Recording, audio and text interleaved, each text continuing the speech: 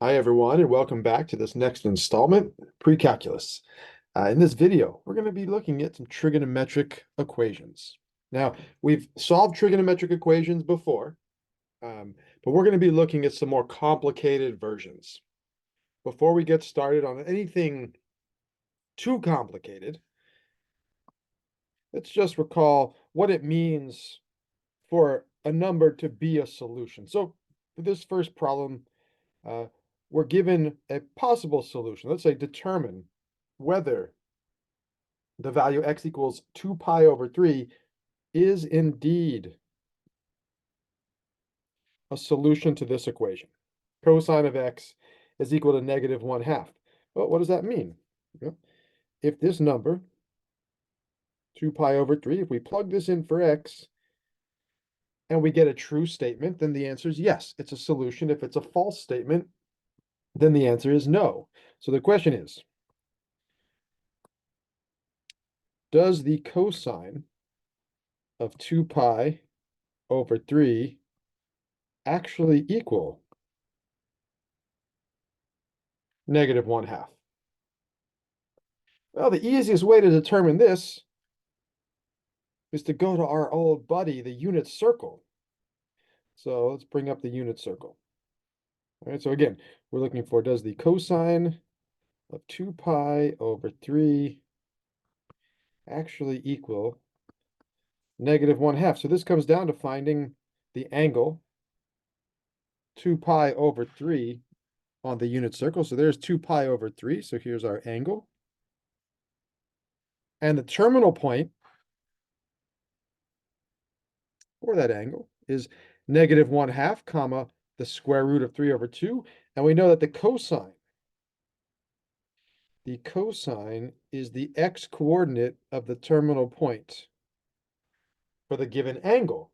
And so our terminal point here has negative 1/2 as the x value, the x-coordinate. So the answer is yes. Yes, this is a solution. So this was more of a yes-no question. What we're going to be doing for the rest of this video is solving equations. Solving equations. Now, we could break all equations up into two categories, right? There's equations where we're finding every possible solution, and there's other equations where we're finding only some of the solutions. Now, you'll see what I mean by that as we start working through a couple of problems. So here's three trigonometric equations, right? This is about as simple as it gets, right? You got a trig function equaling a number, right? We got sine of x is equal to negative 1/2. Cosine of x is equal to the square root of 3 over 2. Tangent, or cosine of theta, tangent of alpha is equal to negative 1. There's no difference between the x, the theta, and the alpha. I'm just trying to mix things up. You know, we don't always use x and we don't always use theta. What these three equations have in common is we go straight to the unit circle, right? That's our tool for solving these equations. Now, what I'm going to do is first solve these three equations just on the interval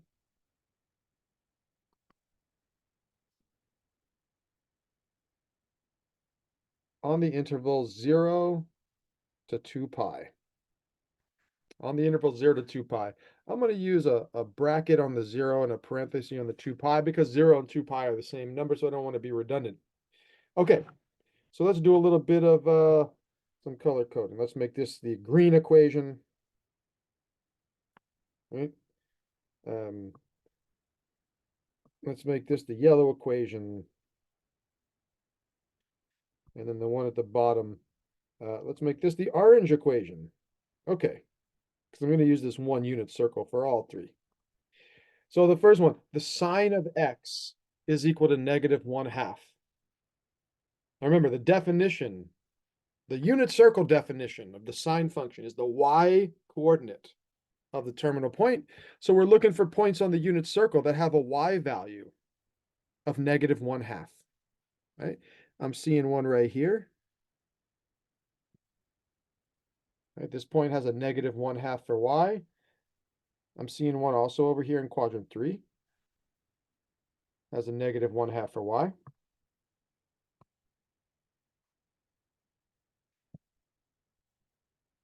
So we got two solutions. We've got 11 pi over 6. So we're looking for an angle, right? So x is equal to, we got 11 pi over 6 and we've got 7 pi over 6. All right, so we got two answers. 7 pi over 6 and also 11 pi over 6. That looks like a b. Let's make that look more like a 6. Okay.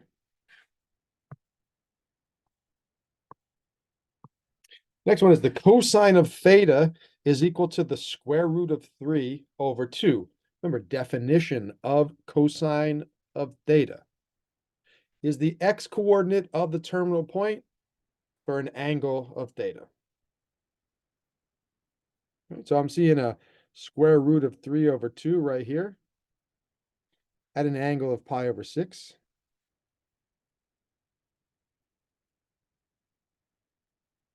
I'm also seeing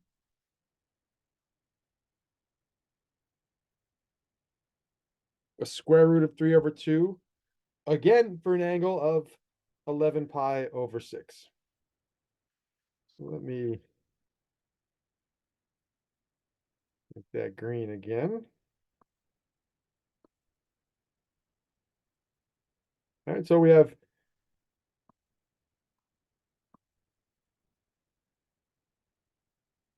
we'll do also yellow here because that's the solution to the yellow equation. All right, so we have two equations, two solutions for the first, also two solutions for the second. We got x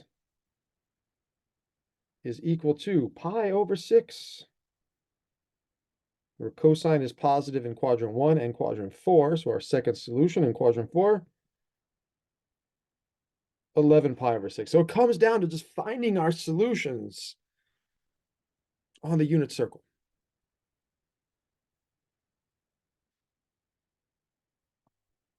Now we've got the next one, the tangent. The tangent of alpha is equal to -1. Well, tangent is defined as y divided by x. So you look at the terminal point, and we have to find terminal points that if we take the y value divided by the x value, we get a -1.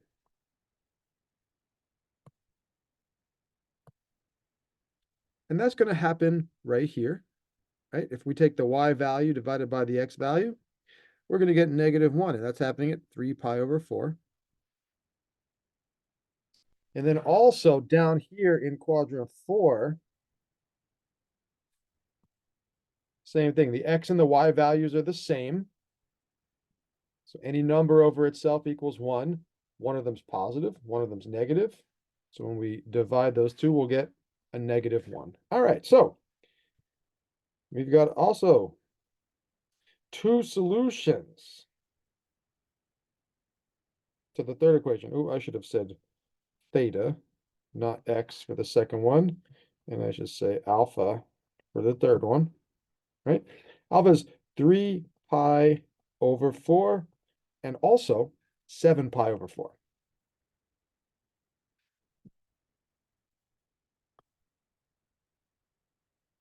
Right? But each of these equations is one step away from the unit circle.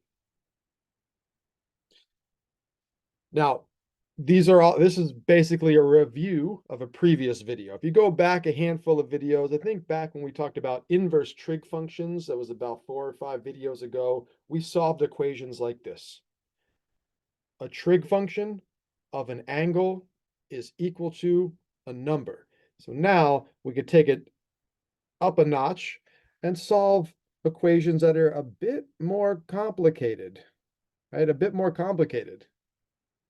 For example, here we've got 3 times the cosine squared of x plus 5 is equal to -8 times the cosine of x. The unit circle is not going to help us here, at least not initially, right? Maybe after 5 or 10 steps of doing a little bit of math, a little bit of algebra, maybe then we'll need the unit circle, but definitely not initially. All right, so what I'm going to do in this video is work through a handful of problems. All right, so if you want to just pause, take a look at what we're going to do over the next dozen or so slides. Each of these is an equation that's in some way a bit more complicated than just a trig function of an angle equals a number. All right, so let's start with, before we talk about any specific examples, when we have something a little bit more complicated. So here's another version of a trigonometric equation, right? So when we have something like this, there is no step-by-step process where I could tell you, okay, for every equation, this is what you do first. This is what you do second. Different equations are going to require different approaches, right? So here are some common approaches. And I got 5 of them. Right? Isolate the trigonometric function. So like, sine of x is equal to, or cosine of x is equal to, like isolate, get the trig function by itself, right? Sometimes that works. Sometimes you can't do that first. Sometimes you need to do something else. So we've talked about a number of different trig identities, so Pythagorean identities, the quotient identities, the double angle formulas, the half angle formulas, the sum difference formulas, the cofunction identities, the even odd part. We have a long list of trigonometric identities. A couple of things that we've talked about before, factoring and the square root property, and then something I'm going to talk about now that I don't think has come up in any of the previous videos so far. And this is definitely something that's going to help you in Calculus 1. And that's applying what we refer to as a U substitution to simplify the problem. All right, so we'll talk about each of these. Now, what's important here is not, memorizing this list or knowing which one comes first, but basically, there's a reason this one is red and bold and larger than the rest. This one pretty much always applies.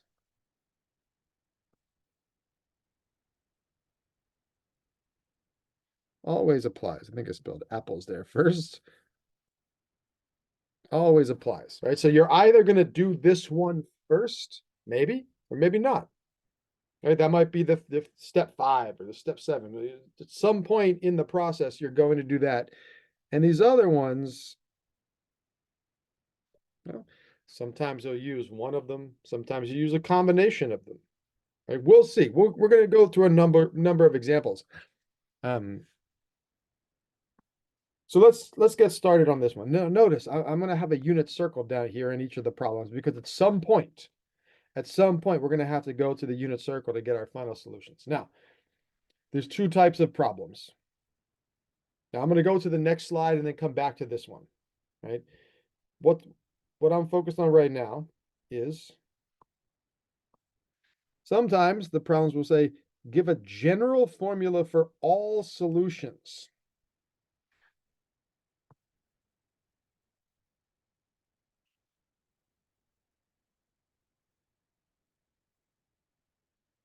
What do you mean all solutions? Well, we're talking about the sine function, right? What is the domain of the sine function?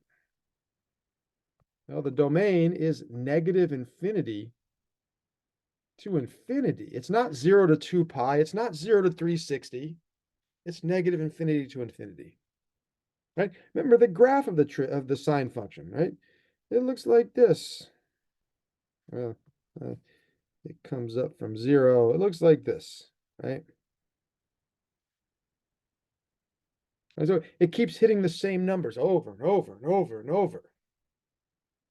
Right? So there's going to be some equations when we're looking for a general formula for all solutions, there's going to be infinitely many solutions. Infinitely many. So when we say all solutions, we mean all infinitely many solutions. And then on the next slide, other problems say solve this equation, but only look for solutions between 0 and 2 pi, or only look between 0 and pi, or only look between 0 and 4 pi. You'll be given some interval to focus on. All right, so 2 different types of problems. So let's start with the general case. We go back to the previous slide. Okay. Give a general formula for all solutions. So we could do this in 2 steps, right? Step 1.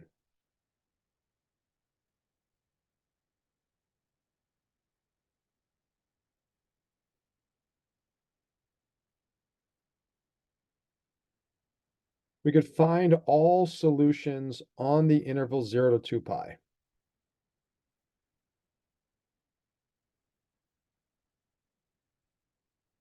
Right? So basically, that first trip around the unit circle, right? Find any solutions on that first trip around the circle, 0 to 2 pi. All right, so let's start with that. We've got 2 times the sine of x minus the square root of 3 is equal to 0. So let's start by trying to isolate that sine function. Isolate sine of x. Get sine of x by itself. Right? So we could start by adding to both sides of the equation the square root of 3. Plus square root of 3 to the left, plus square root of 3 to the right. Those square roots of 3's are going to cancel on the left. So now we've got 2 times the sine of x is equal to the square root of 3. We want to get sine of x by itself. We're going to solve for x, but first let's solve for sine of x, and then we'll solve for x. Right? Could divide both sides by 2, right? The 2's will cancel over here on the left. And we've got the sine of x is equal to the square root of 3 over 2. Right? We just did 3 of these. Right? So this type of equation, let me just go back a handful of slides. Let's see, not this one, not this one, not this one, this one. All right, we just did 3 of these. A trig function is equal to a number. We go to the unit circle, we solve. If it's not one of those special angles, we use a calculator. Either way.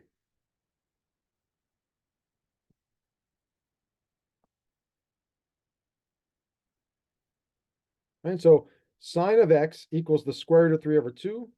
Let's go over here.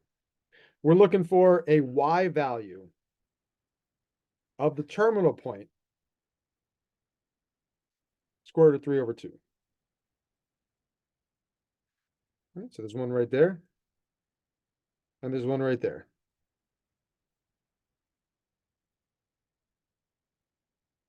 So we've got an angle of pi over 3, puts us at a terminal point with the y value we're looking for, and also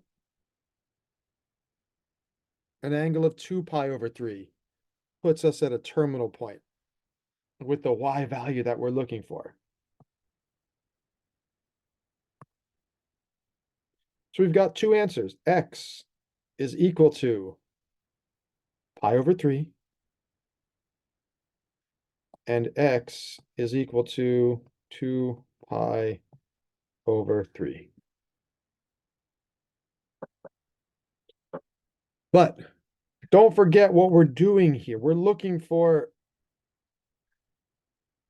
a general formula for all solutions. Right? Don't forget the circle is cyclical, right? When we're talking about angles,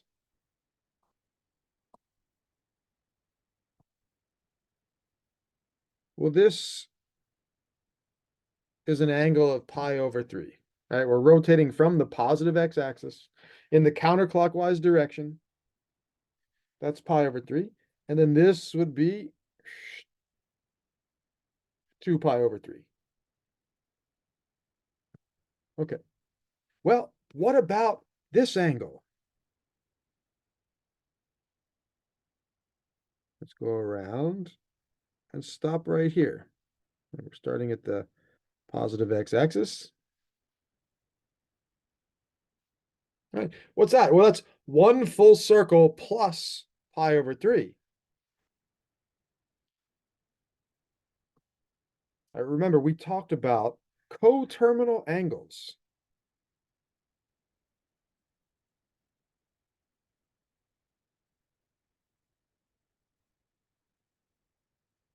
We talked about coterminal angles.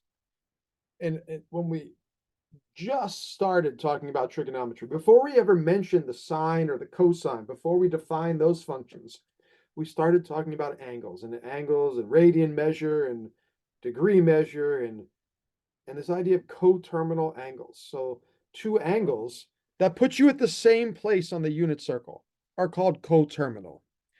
So an angle of pi over 3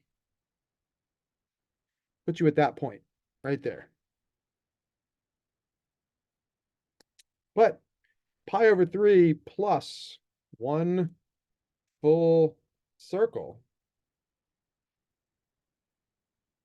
well, that's this. There's pi over 3, and then you add a circle, 1 full circle, it puts you back to the same terminal point. Or you could go pi over 3 plus 2 circles. There's 1, there's 2, puts you to the same place, right? We could add 10 circles. Could add 27 circles. It doesn't matter. Every time you add 1 full circle, you end up back at the same place. It's like a clock. Every time, like an analog clock on the wall. Every time 12 hours go by, the clock is back to the same position. So actually, not 1 full circle, but pi over 3 plus any number of full circles, any number.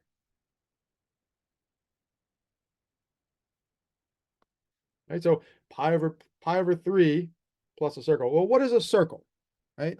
A circle is 1 full rotation.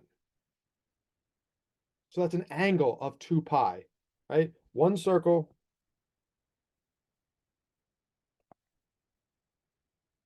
equals 2 pi radians. 1 circle is 2 pi radians. Right? So if you take any angle and you add 2 pi, you're adding 1 full circle, right? Any angle plus 2 pi puts you at the exact same terminal point.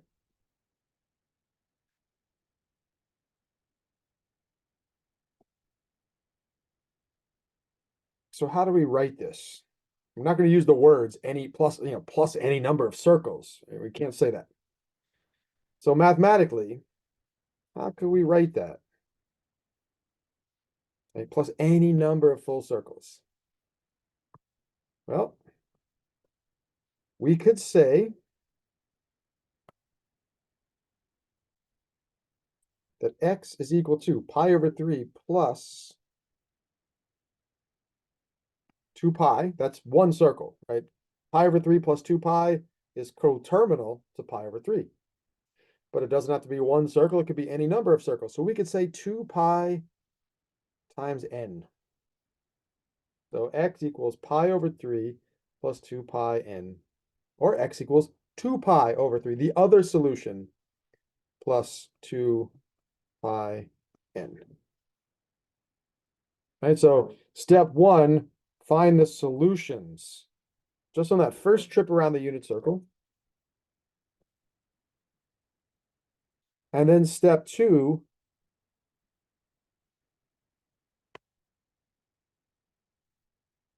you're going to add 2 pi n to each solution.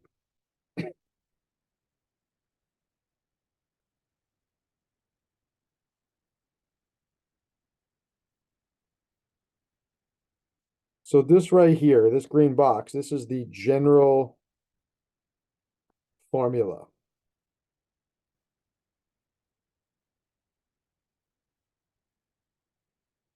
For all solutions, right? You got the first trip around the unit circle, and then you've got every other trip around the unit circle, 2 pi n. So it's important that we specify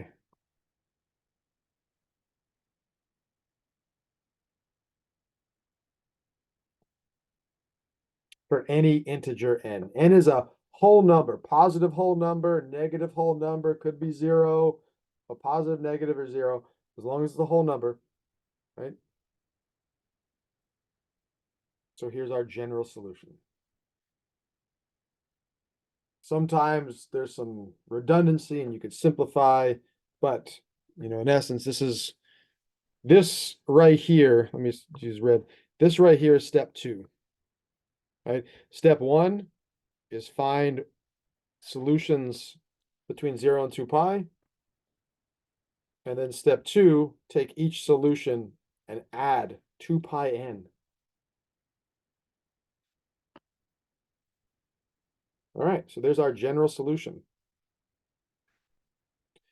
Next one, we're not looking for a general formula for all solutions. We're just looking for solutions on the interval 0 to 2 pi. All right, so here's where I want to use this method of U substitution.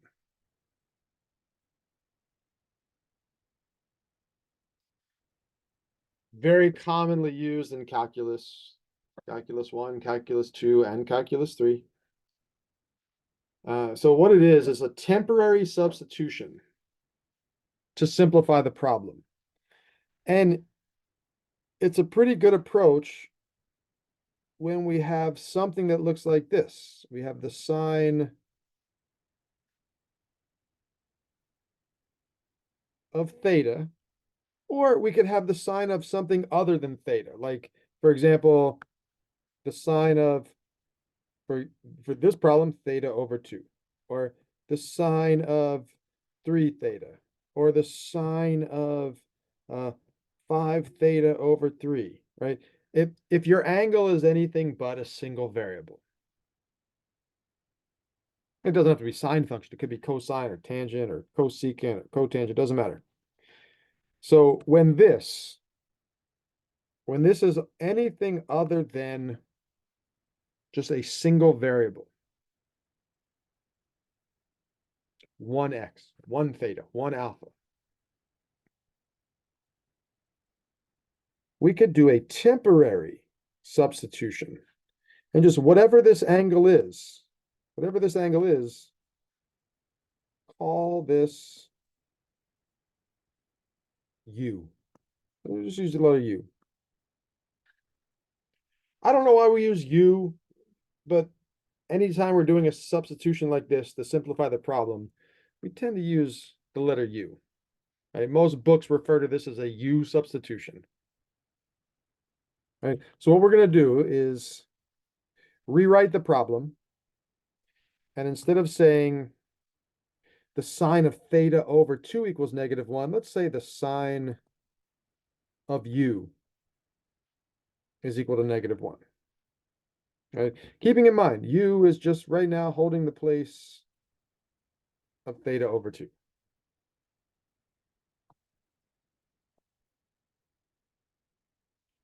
So now we solve this simpler version of the equation. Sine of U equals -1. So let's go over here to the unit circle.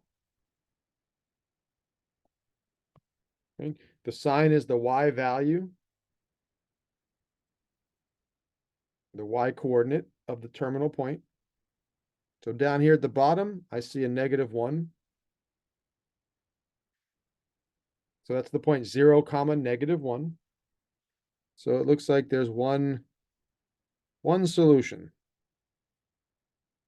So this angle of 3 pi over 2 puts us at a terminal point that has a y value of -1. So if the sine of U is equal to -1, then U is equal to 3 pi over 2. Well, what is U? We're not solving for U. We're looking for theta, right? When we say solve the equation, we're solving for theta. So again, U is equal to theta over 2, right? So it's a temporary substitution.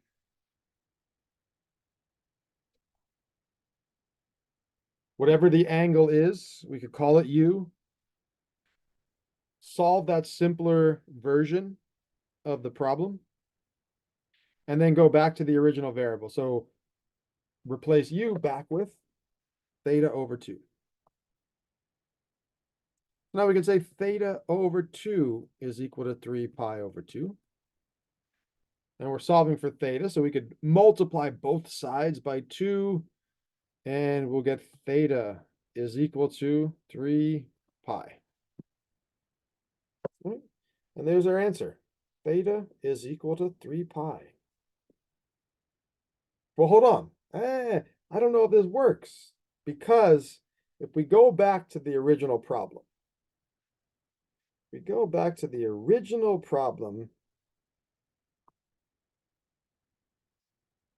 solve this equation on the interval 0 to 2 pi. Right? So we're only looking for solutions from 0 up to, but not including 2 pi. Well, this is outside of that range. This is outside of that 0 to 2 pi range. So this doesn't work, right? 3 pi is not a solution on this interval. So for this problem, we would say no solution. Sometimes there's an answer, sometimes there's multiple answers, sometimes there's infinitely many answers, and sometimes there's no solution. Right? In this case, just on that interval 0 to 2 pi, there is no solution.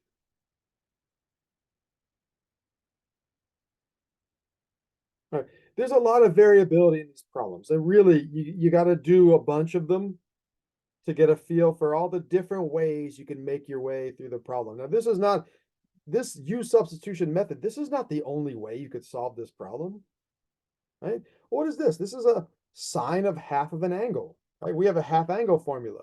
You could have also rewritten this using the half angle formula.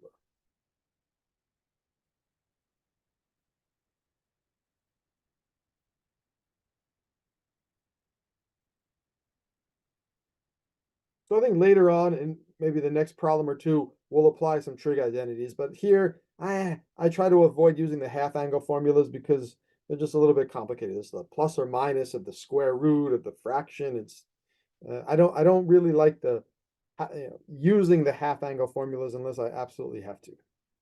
All right, let's try another one. Solve the quadratic equation. We call it a quadratic because there's a square, right? So solve the equation or the quadratic equation. 4 times the tangent squared of x minus 12 is equal to 0. Right? Let me go back here. Right? So it looks like a couple of different approaches might apply here. There's a tangent squared, so we might apply a trig identity, possibly a Pythagorean identity. But there's also a square, so we might want to think about the square root property. You might want to think about the square root property. Right?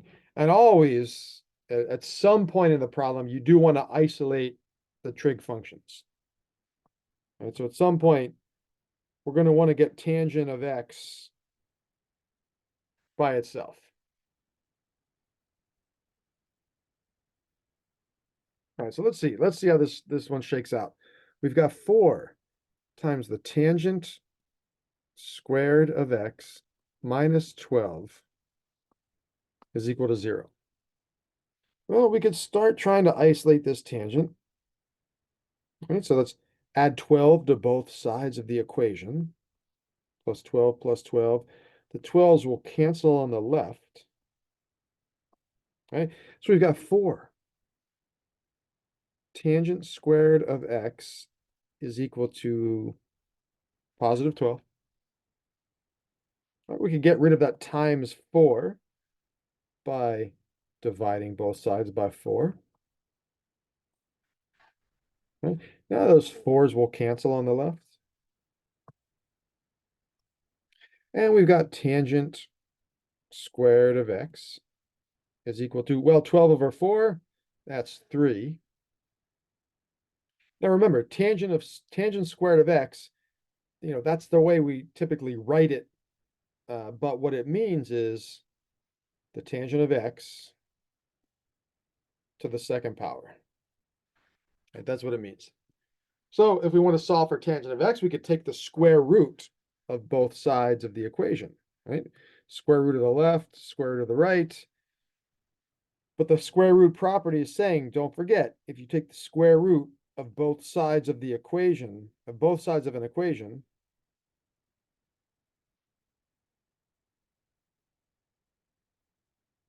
one side's going to get a plus or minus. One side's going to get a plus or minus. So this is actually two equations. Okay, this is two equations. We've got the tangent of x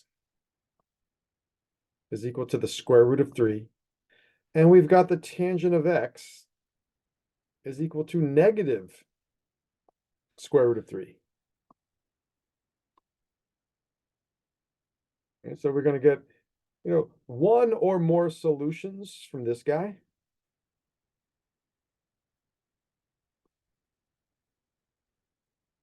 And we're going to get one or more solutions from this guy.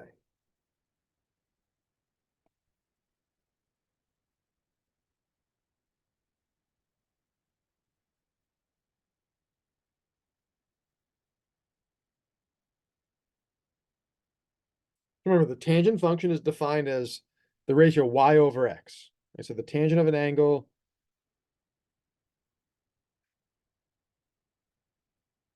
is the y coordinate of the terminal point divided by the x coordinate. So tangent is y over x. So we've got to find terminal points so that when we take the y value divided by the x value, we get the square root of 3.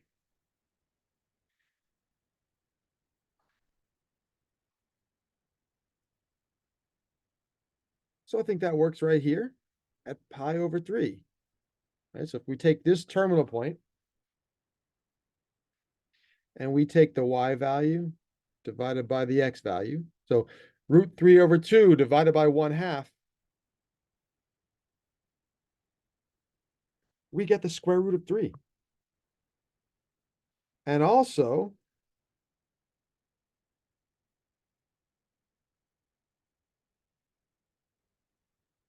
down here at this point, for an angle of 4 pi over 3, if we take the y value divided by the x value, y over x is also going to give us the square root of 3. Here, they're both negative, and when you divide two negatives, you get a positive number. And then for the other equation, tangent of x is equal to negative square root of 3. Well, we could get a negative square root of 3 over here. So an angle of 2 pi over 3 puts us at this terminal point. And at this terminal point, the y value divided by the x value gives us negative square root of 3. The same thing happens down here.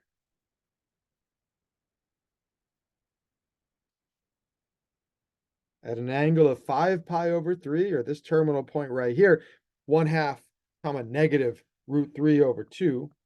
If you take the y value divided by the x value, you get negative square root of 3. All right, so we have two solutions from the green equation. We have two solutions from the orange equation. Right, so solutions to this equation, it looks like we've got 4 of them. We've got pi over 3. We've got 2 pi over 3. We've got 4 pi over 3.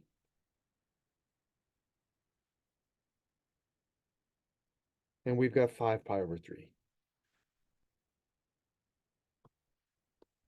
Four equations, or sorry, 4 solutions to this one equation.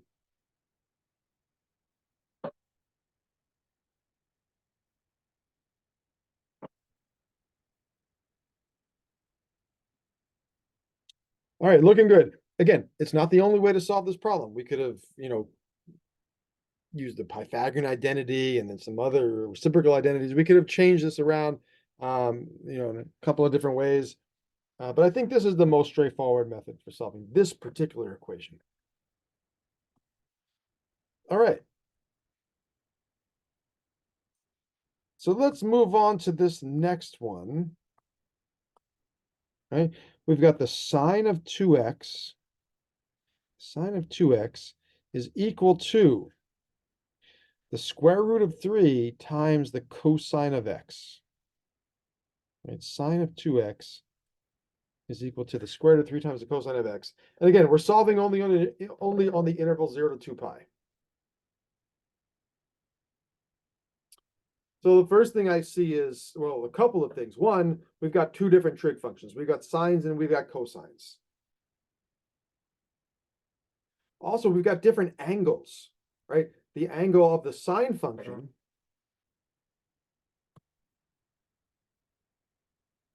the angle of the sine function is 2x,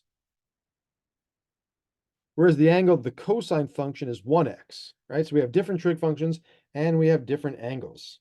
All right, so that's complicated.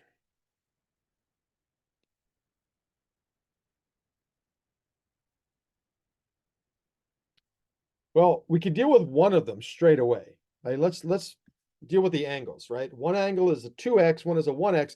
Now, for that 2x, that's double x, right? 2 times x, double x. That's double angle formula.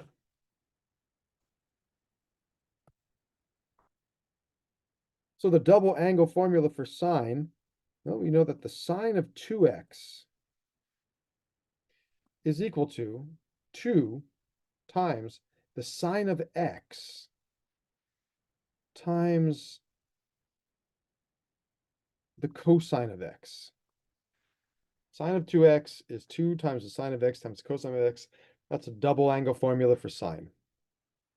That will at least give us the same angle for all of our trig functions. So we're starting off with the sine of 2x is equal to the square root of 3 times the cosine of x. Now we'll rewrite sine of 2x, so the left-hand side of the equation becomes 2 times the sine of x times the cosine of x. And the right-hand side, we've still got the square root of 3 times the cosine of x. All right, so applying a trig identity, in this case, the double angle formula. Now, it looks like the expression on the left and the expression on the right,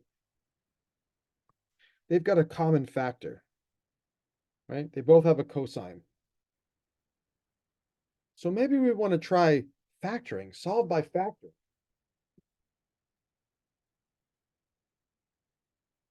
And if we're going to solve by factoring, we need a 0 on one side. Move everything to one side of the equation, 0 on the other side. All right, so let's get a 0 here. So, what we could do, we could subtract. Right? We could subtract the square root of 3 cosine of x from both sides.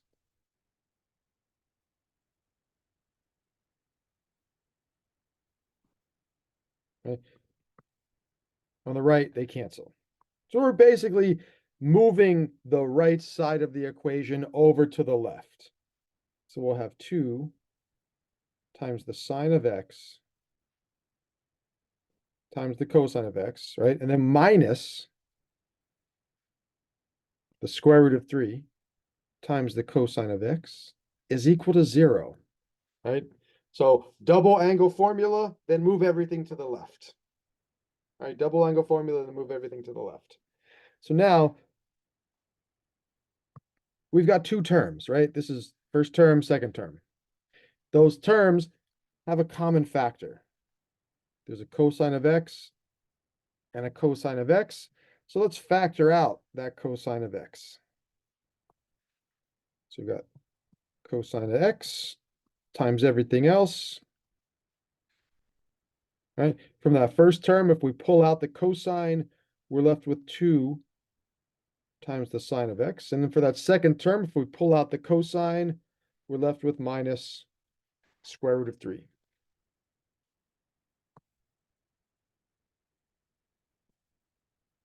Right? And here's the square root property. This is why we factor. If a times b is equal to 0, then either a equals 0 or b equals 0. Well, here's our a, here's our b.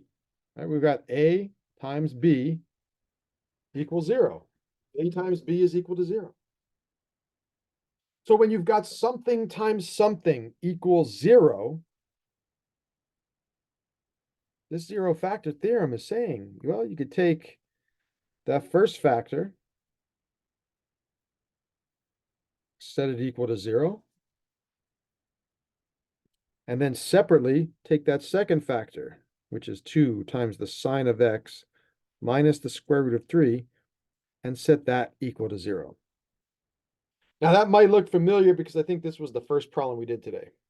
The second problem, maybe the third problem. This is one of the problems we did earlier in this video. Right? But we've got cosine of x is equal to 0. And then let's get sine of x by itself. Let's see, we could add square root of 3 to both sides. So that's 2 times the sine of x is equal to the square root of 3. Divide both sides by 2. So we'll get sine of x is equal to the square root of 3 over 2. And there's our second equation. And now both of these, we're going over to the unit circle. Both of these we're going over to the unit circle. And you know how much I love color coding things, so let's call this equation yellow. Let's call this equation orange. Okay, so let's look at the yellow one first.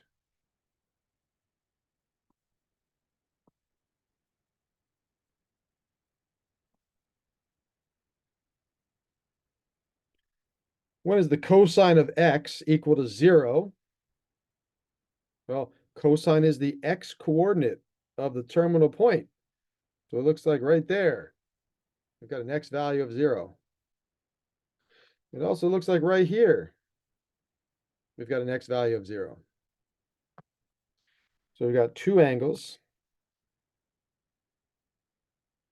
pi over 2, puts us at a terminal point where the x coordinate is 0, and 3 pi over 2 puts us at a terminal point where the x coordinate is 0. So we've got x is equal to pi over 2. We've got x is equal to 3 pi over 2.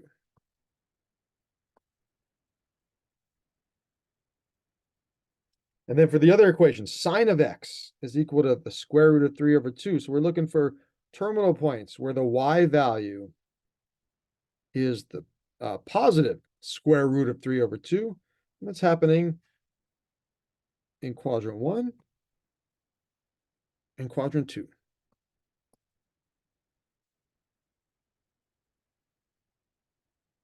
We've got x is equal to, let's see, that first angle, pi over 3.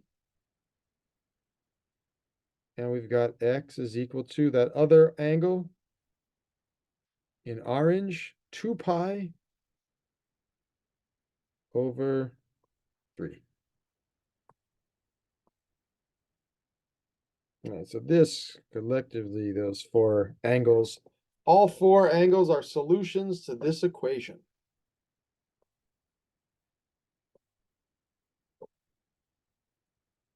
All right, so we've seen factoring, we've seen the square root property, we've seen applying a trig identity. You know, there's various different ways we could approach these trigonometric equations.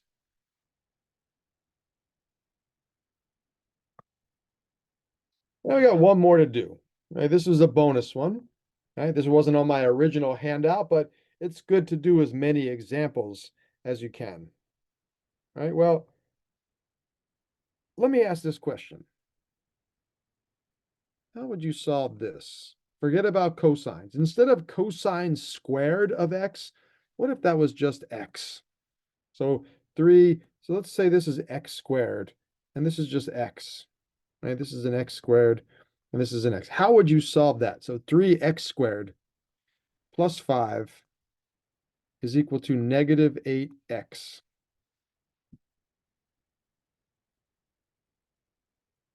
Well, we could solve by factoring, if possible, if we could factor this quadratic.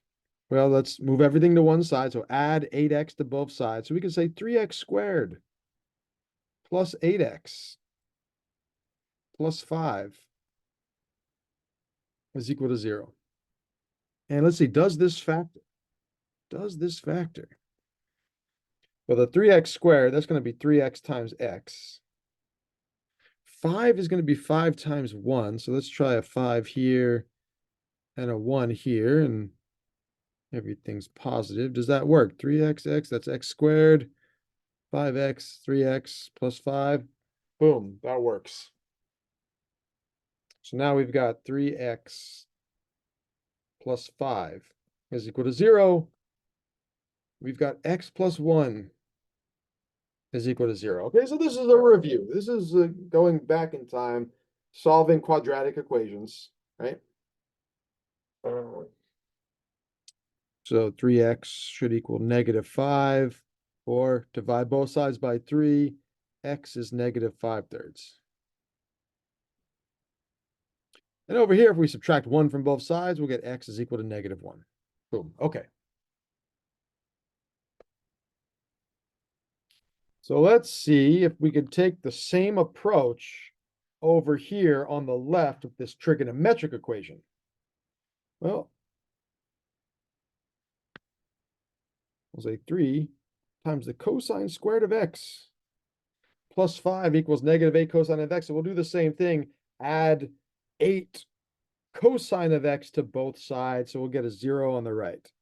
So we'll have 3 cosine squared of x plus 8 cosine of x plus 5 is equal to 0.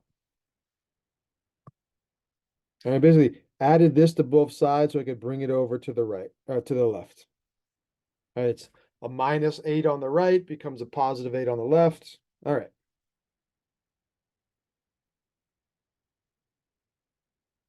Now look, it's got the same form. 3 times something squared plus 8 times something plus 5 is equal to 0. It's got the same quadratic form. So it should factor in the same way.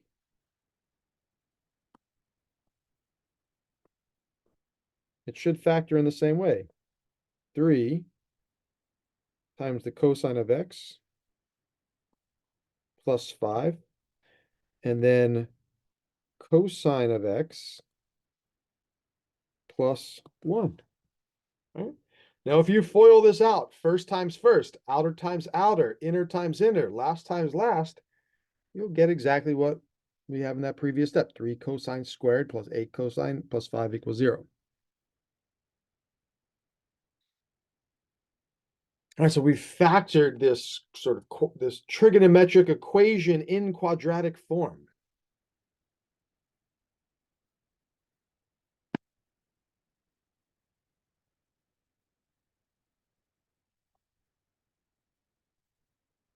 We'll do the same thing. Here's an equation. Set that factor equal to 0. Here's another equation when we set this factor equal to 0. So now we've got two equations. This is the zero factor theorem. 3 times the cosine of x plus 5 is equal to 0. And then we've got the cosine of x plus 1 is equal to 0. Right? Get cosine by itself. So we can say 3 cosine of x minus 5 from both sides. So we'll have equal a minus 5. Divide both sides by 3. So we get cosine of x is equal to negative 5 over 3. Right? Cosine of x is equal to negative 5/3. And then the other one, We subtract 1 from both sides. We get cosine of x is equal to -1.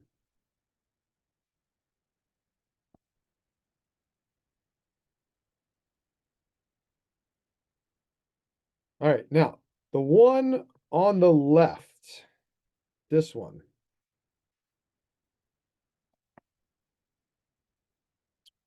For what angle is the cosine function equal to -5/3?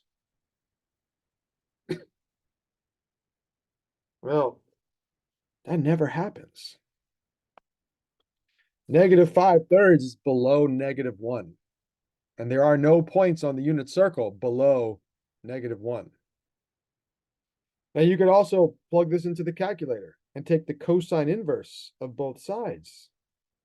If the cosine of x is -5/3, then x is equal to the cosine inverse of -5/3.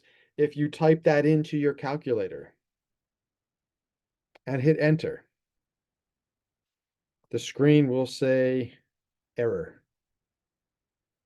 because that has no solution. That doesn't exist, right?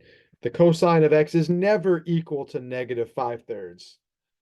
It could only be equal to values between -1 and 1, or more precisely, from -1 to 1. Can't be bigger than 1, can't be smaller than -1. All right, so this half, right, the one on the left, no solution. Oop.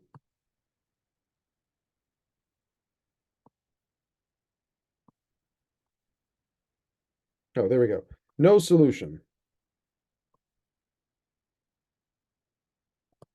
All right, no solution on the left. But we still got the right half. Well, cosine of x is -1. For what angle is the x coordinate of the terminal point equal to -1? That happens when x is equal to pi. All right, so this quadratic trigonometric equation has one solution, and that one solution is x equals pi. All right, this guy right here had no solution. This one had one solution.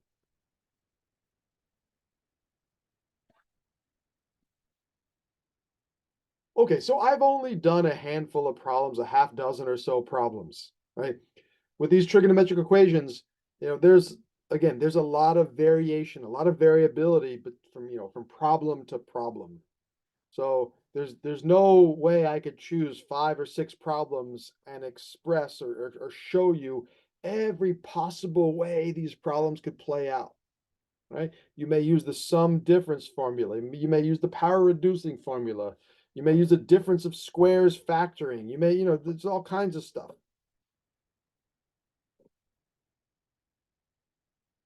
The more you do, the more you get a feel for what has worked in the past and what's, has worked multiple times in the past.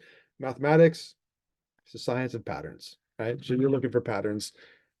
The best way to see patterns is to do more problems. Well, I hope this was a helpful start to solving trigonometric equations.